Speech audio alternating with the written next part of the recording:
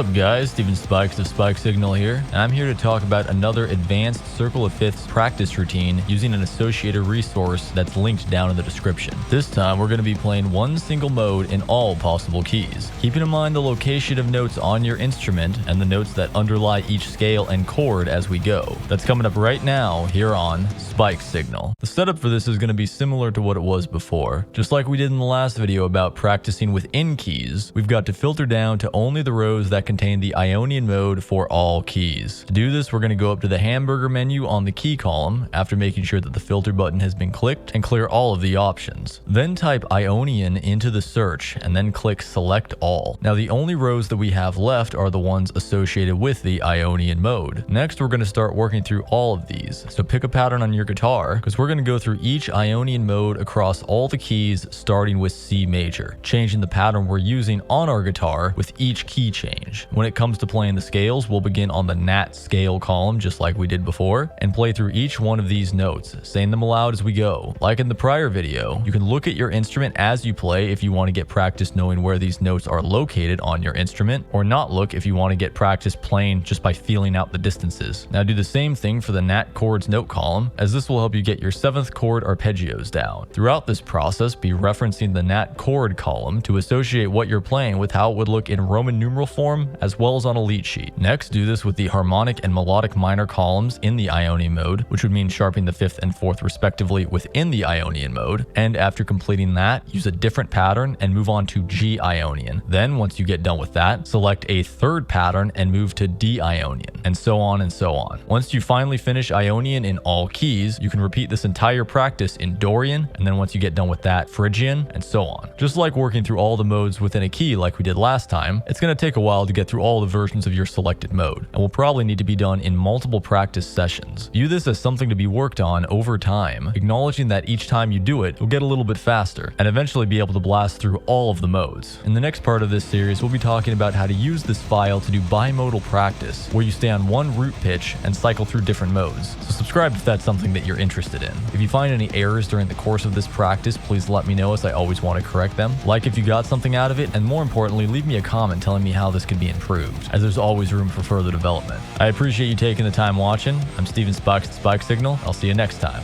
Thank you.